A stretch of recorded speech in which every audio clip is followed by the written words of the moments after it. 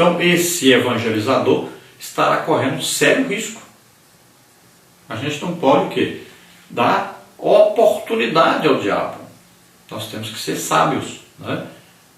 Tanto a pessoa pode ficar mal falada por isso, como ela pode mesmo cair em pecado. Ela vai lá uma vez, vai duas vezes, vai três vezes e tal. E, de repente, aquela prostituta pode ser uma mulher linda, pode ser uma mulher que está sofrendo, que chora e tal. E isso pode emocionar essa pessoa e ele acaba caindo ali no pecado. Aconteceu muito? Aconteceu muito. Acontece muito? Acontece muito.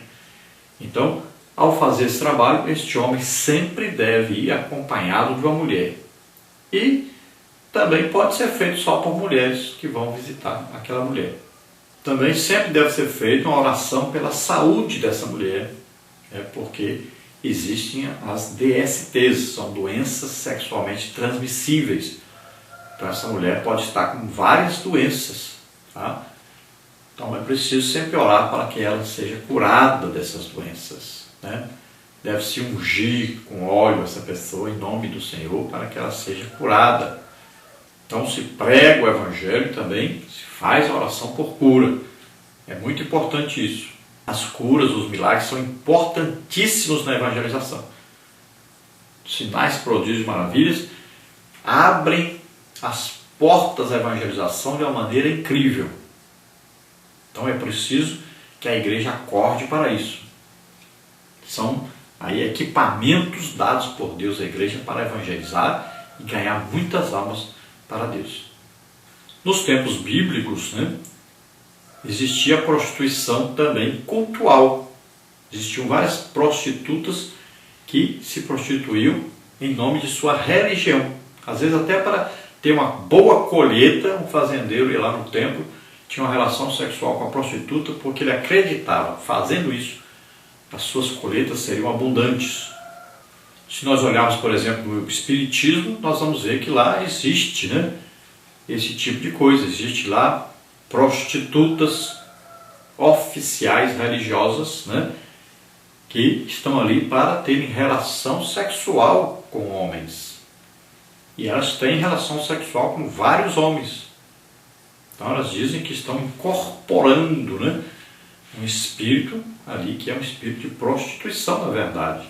São pessoas que estão sendo usadas nessas religiões, estão lá se prostituindo, servindo ali de objeto para vários homens.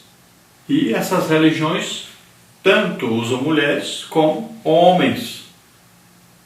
Então, você às vezes não sabia disso, mas é importante você saber. Muitas pessoas estão na prostituição devido a uma religião que adotaram e lá então ensinaram que isso é uma coisa boa, que é uma coisa certa, que está fazendo uma coisa para Deus. Então veja só, existe todo tipo de coisa. Se a pessoa conhecesse a Bíblia, ia saber que isso é proibido pela palavra de Deus. Deus chama isso de abominação. É um pecado terrível. Na parte 3 nós temos aí o Evangelho aos homossexuais. Ao contrário do que alguns supõem, Cristo também liberta e salva os homossexuais. Este grupo precisa ser incluído em nossas ações evangelísticas. Tópico 1, então, homossexuais em Corinto. Tópico 2, como evangelizar os homossexuais. Tópico 1, então, homossexuais em Corinto. Entre os crentes de Corinto, havia também os ex-homossexuais que, ao se arrependerem de seus pecados, deixaram as velhas práticas e agora achavam-se entre os santos daquela igreja, como está em 1 Coríntios 6, 10 e 11. Sua conversão não era propaganda enganosa, mas real e constatável. Basta este único caso para comprovar o poder do Evangelho. Olha aí, 1 Coríntios 6, 10 e 11 diz assim: não erreis, nem os devassos, nem os idólatras, nem os adúlteros, nem os efeminados, nem os sodomitas, nem os ladrões, nem os avarentos, nem os bêbados, nem os maldizentes, nem os roubadores herdarão o reino de Deus. E é o que alguns têm sido, mas haveis sido lavados, mas haveis sido santificados, mas haveis sido justificados em nome do Senhor Jesus e pelo Espírito do nosso Deus. Então veja bem que Paulo fala e cita os efeminados aí, entre aqueles que estavam na igreja de Corinto, mas que agora foram lavados, foram santificados, foram purificados pelo sangue de Jesus e não viviam mais na prática desses pecados. Então veja só, em Corinto havia muitos deuses, muitos templos, né, dedicados a deuses e muita prostituição cultual. E essas pessoas muitas vezes aceitavam Jesus como Senhor e Salvador. Então eram libertos. Então veja só, é preciso você saber que Jesus liberta qualquer pessoa de qualquer pecado, de qualquer vício, de qualquer coisa. Então é uma nova vida, a pessoa morre para o passado, nasce para uma nova vida agora com Deus. Então ela deixa imediatamente o seu pecado, seja qual pecado for. Não importa se é bebida, se é droga, se é homossexualidade, se é prostituição, não importa. A pessoa aceitou Jesus como Senhor e Salvador, pronto, acabou. Ela está liberta do poder do pecado que existia sobre ela. O que diz a Bíblia? Conhecereis a verdade e a verdade vos libertará. Então a pessoa estava prisioneira de um pensamento, né? De uma coisa que ela fazia, que ela praticava, de uma coisa que a possuía, vamos dizer assim, a obrigava a estar no pecado. Muitas vezes ela queria deixar, não conseguia, sofria por causa disso. Mas quando aceita Jesus como Senhor e Salvador, é totalmente livre dessa opressão, desse engano. A pessoa de repente enxerga a verdade, de repente a pessoa fica livre daquela prisão, daquela coisa que o obrigava a viver o pecado, e ela quer agora viver para agradar a Deus. Então o Evangelho faz isso. Jesus faz isso. Então precisa que a pessoa conheça o Evangelho, notícia de salvação, de perdão, de misericórdia, de amor de Deus. E ao nascer de novo, a pessoa agora está liberta de toda opressão, de tudo aquilo que a escravizava no passado. Olha, mulher, pegue adultério. Jesus diz que vá e não peque mais. Olha aí. Então é isso, a pessoa aceita, se volta para Deus. Quanto mais ela caminha para o lado de Deus, mais ela vai deixando o pecado, mais ela vai vencendo o pecado. Por que alguns aceitam Jesus como Senhor e Salvador e voltam para o pecado? É simples, é porque não caminharam, não seguiram a caminhada, não estavam se esforçando, lendo a Bíblia, orando, fazendo a obra de Deus, né, jejuando, nada disso, não estavam fazendo isso.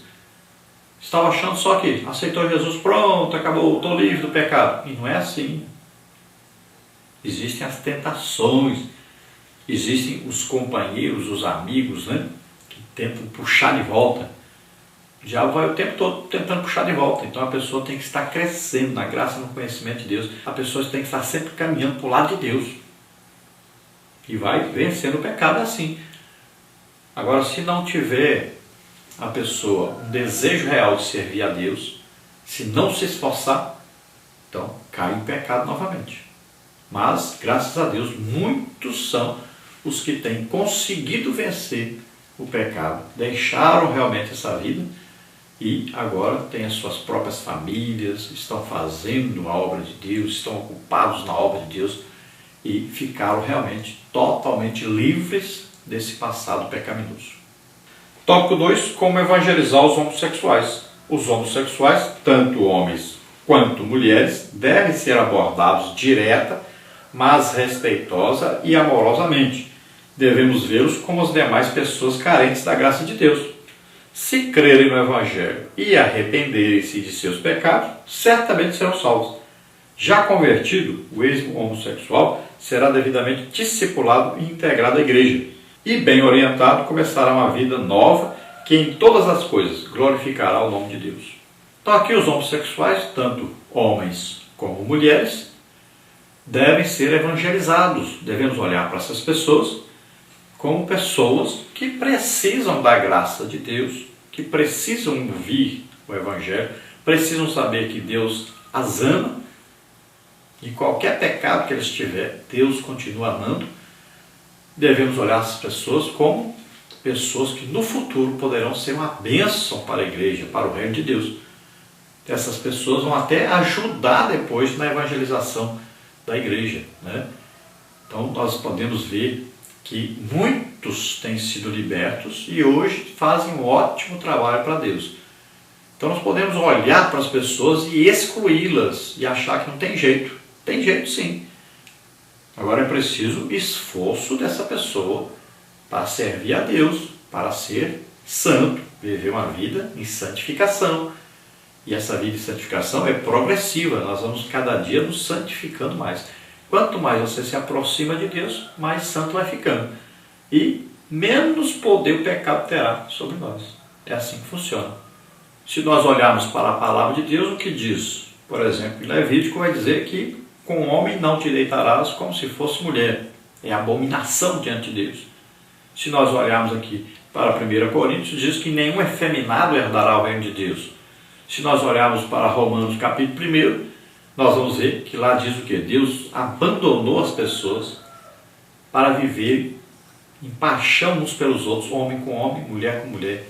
Foi abandonado e recebendo em si mesmo recompensa. Que recompensa as pessoas têm recebido por viverem assim, na homossexualidade? Temos aí a AIDS, por exemplo, né?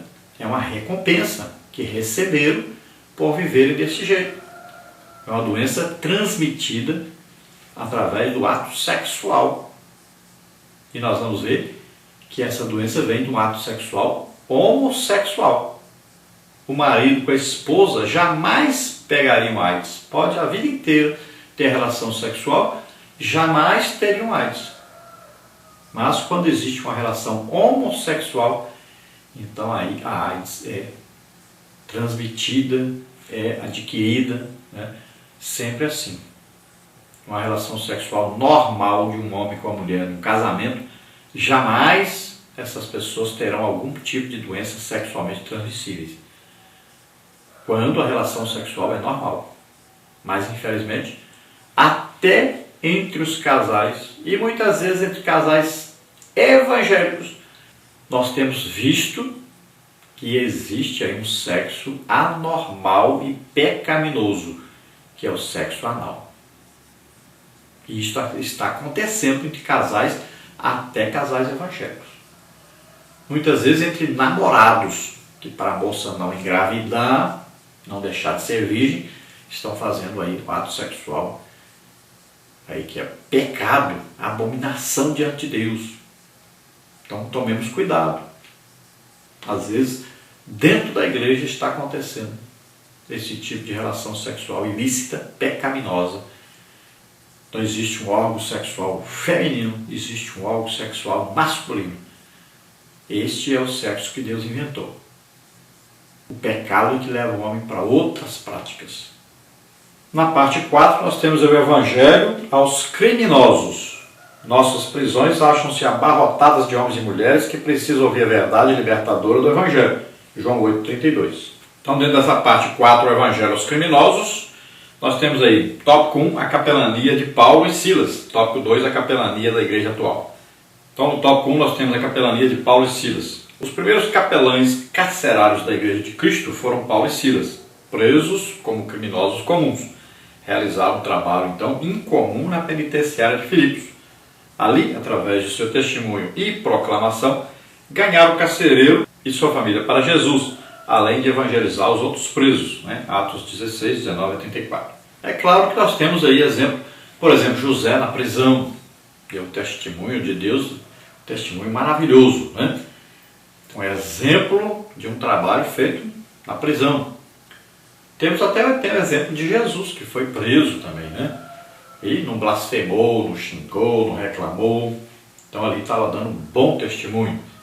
E os crentes verdadeiros deram um bom testemunho na prisão. E nós temos esse exemplo maior aí da vida de Paulo, né? Que viveu muito tempo na prisão e sempre pregando o Evangelho, mesmo como prisioneiro. E no exemplo dado aqui, falou aí de Paulo e Silas na prisão, e ali eles ganharam o carcereiro para Jesus, e depois a família desse carcereiro toda aceitou Jesus como Senhor e Salvador.